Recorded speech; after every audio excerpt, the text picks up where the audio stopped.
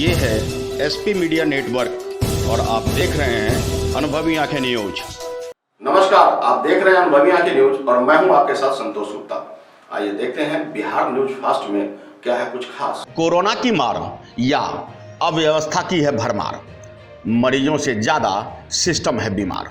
जी हां, बिहार के सुपौल जिला के त्रिवेणीगंज अनुमंडलीय मुख्यालय स्थित त्रिवेणीगंज अनुमंडलीय अस्पताल की निगरानी में बनाया गया बुनियादी केंद्र को कोविड सेंटर घोषित की गई है। त्रिवेणीगंज में चल रहे कोविड सेंटर के सड़क पर हुई कोरोना से महादलित गरीब पीड़ित की मौत के बाद डीएम महेंद्र कुमार ने घंटों बारीकी से जांच की। आपको बता दें, इस संदर्भ में एक खबर हमने चलाया था कि व्यवस्थाओं की कमी और परिजन है बदहाल।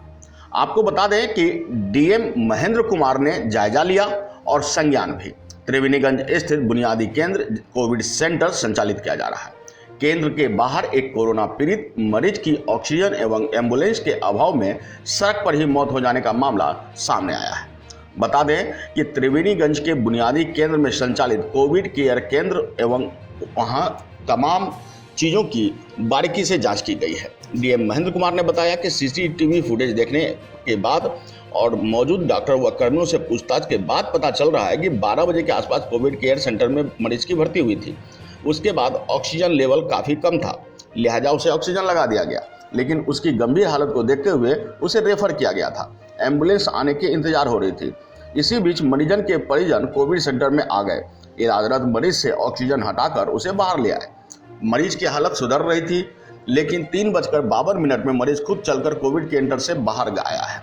चूंकि अस्पताल में सिर्फ एक सरकारी एम्बुलेंस है, उस समय किसी मरीज को लेकर एम्बुलेंस बाहर गया हुआ था, लिहाजा मरीज बाहर के परिसर में सड़क पर ही एम्बुलेंस का इंतजार कर रहा था। इस बीच मरीज की हालत बिगड़ गई, जिसकी सूचना के बाद कोविड केयर में मौजूद कर्मी ऑक्सीजन सिलेंडर लाकर उसे वहीं लगा दिया। बताया जा रहा है कि एम्बुलेंस जब तक आया उससे कुछ देर पहले ही मरीज की मौत हो चुकी थी। उन्होंने बताया कि मृत के परिजन जो आरोप लगा रहे हैं कि ऑक्सीजन की वजह से मरने की, तो वो गलत है। ऑक्सीजन लगाया गया था, उसकी सांसें भी चल रही थी। हालांकि जो घटना हुई है उसमें जिम्मेदार लोगों पर उचित कार्रवाई की जाएगी। आपको बता दें कि कोविड सेंटर के अंदर किसी को भी प्रवेश की अनुमति नहीं है। ऐसे में डीएम साहब का कहना है कि आखिर परिजन कैसे अंदर आ गए, क्या कुछ उन्होंने कहा, देखिए इस रिपोर्ट में। इसमें कल जो पेशेंट आए थे 12 बजे के आसपास, 12:08 से यहाँ पे भर्ती हुए, उनका SpO2 लेवल कम था, उनको ऑक्सीजन कंसनट्रेटर दिया गया था। ऑक्सीजन कंसनट्रेटर के साथ कि SpO2 लेवल कम था, तो उनको तुरंत रेफर करने की आवश्यकता थी। जो हम लोग के पास अपना एम्बुलेंस था, वो उसी समय एक और पेशेंट को रेफ़र किया गया था। यहाँ 24/7 एक एम्बुलेंस रखने का डायरेक्शन है। वो एम्बुलेंस ऑलरेडी सुपौल गया हुआ था एक पेशेंट को लेके। 2 बजे के बाद जब ड्यूटी चेंज हुई कंसर्न नर्स की, तो जो उनके बाद ड्यूटी पे आए हैं उनका कहना है कि इनके परिजन वगैरह भी थे। 2-3 लोग, शुरू में एक लेडी थी और एक इनका बेटा था, उसके बाद कुछ और परिजन आए। जो पहली गलती मुझे दिख रही है वो ये कि परिजन को कोविड केयर सेंटर के अंदर आने का कोई अधिकार नहीं है। ये एनफोर्स करना हम लोग की जिम्मेवारी है। तो जो मैजिस्ट्रेट और जो पुलिस बल इस समय उपस्थित थे, उनके आप लोग कार्रवाई प्रथम दृष्टया करेंगे। उसके बाद जब अंदर गए तो परिजन, डिस्पाइट कि उनका ऑक्सीजन लेवल कम था, ऑक्सीजन की कोई कमी नहीं है। जैसा मैं स्पष्ट तौर पे बता दूं, जिले में भी और इस कोविड केयर सेंटर में भी ऑक्सीजन पर्याप्त है, ऑक्सीजन कंसनट्रेटर पर्याप्त है। उनके परिजन उनको बिना एम्बुलेंस की उपलब्धता के ऑक्सीजन कंसनट्रेटर हटा के नीचे ले आए। 3:52 में, जैसा कि सीसीटीवी फुटेज से देखा जा सकता है, वो वॉक करते हुए पेशेंट नीचे आए। तो पहली गलती यह थी कि ऑक्सीजन सपोर्ट उनको उस स्थिति में, जब उनका SpO2 लेवल कम है, तो हटाने की ज़रूरत नहीं थी। जो ड्यूटी पे नर्स थी, अभी उनसे बात हुई है, उनका ये कहना है कि जो नीचे आए तो अनस्टेबल हो रहे थे, क्योंकि ऑक्सीजन लेवल कम था, तो दौड़ के पीछे से ऑक्सीजन सिलेंडर ला के तब लगाई। ये बताया जाना कि उस समय वो डेड था, ये गलत है। उस समय उनकी सांस चल रही थी। तुरंत जब एम्बुलेंस आया है, उसके जस्ट पहले इनको डेड डिक्लेयर किया गया है। तो 2-3 चीज़, जैसा कि मैंने पहले बताया कि ऑक्सीजन पर्याप्त है, बेड भी पर्याप्त है हम लोग के पास। परिजन कोविड केयर सेंटर के अंदर कैसे आए, यहाँ पे लूपहोल है, जिसकी कि हम लोग जांच करके कार्रवाई करेंगे।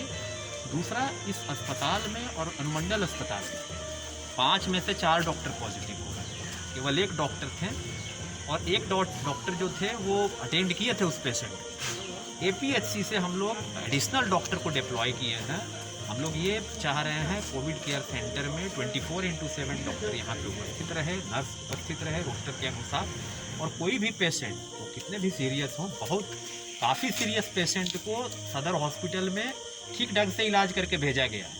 और कल वाली जो दुर्घटना हुई है वो काफ़ी दुखद है। इसमें जो कंसर्न्ड कर्मी हैं उन पर कार्रवाई तो हम लोग करेंगे ही, बट हम लोग का ये प्रयास है कि आगे से भी जो लोग यहाँ आ रहे हैं उनको, अगर उनकी स्थिति SpO2 लेवल काफ़ी कम है, सीवियर कैटेगरी में है, तो तुरंत उनको यहाँ से रेफ़र किया जाए, ऐसा डायरेक्शन अभी दिया गया है इनको।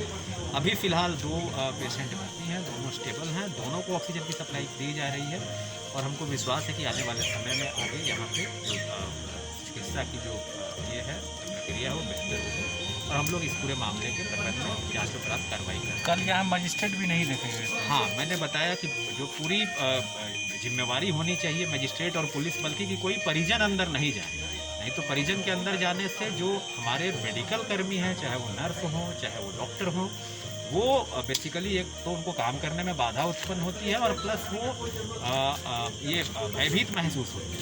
इसी लिए आवश्यक है कि वहाँ पे अंदर कोई का प्रवेश नहीं हो। अभी डायरेक्शन दिया गया है जो यहाँ के स्थानीय पदाधिकारी हैं, हम लोग बाकी भी जो DCHC है उसमें इस बात को सुनिश्चित करा रहे हैं कि कोविड केयर सेंटर और DCHC के अंदर आम जनों का, परिजनों का प्रवेश बिल्कुल निषिद्ध हो, और ये केवल सरकारी में नहीं, निजी में भी इसको एनफोर्स कराया जा रहा है।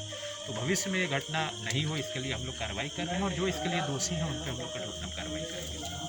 बता दें कि इस मामले में गंभीरता से जांच की जा रही है। जांच में शामिल Triveniganj SDM SZ Harshan, ASDM Pramod Kumar, SDPO Ganpati Thakur, SHO Sandeep Singh, ASI Vinay Singh सहित दर्जनों पुलिसकर्मी मौजूद हैं।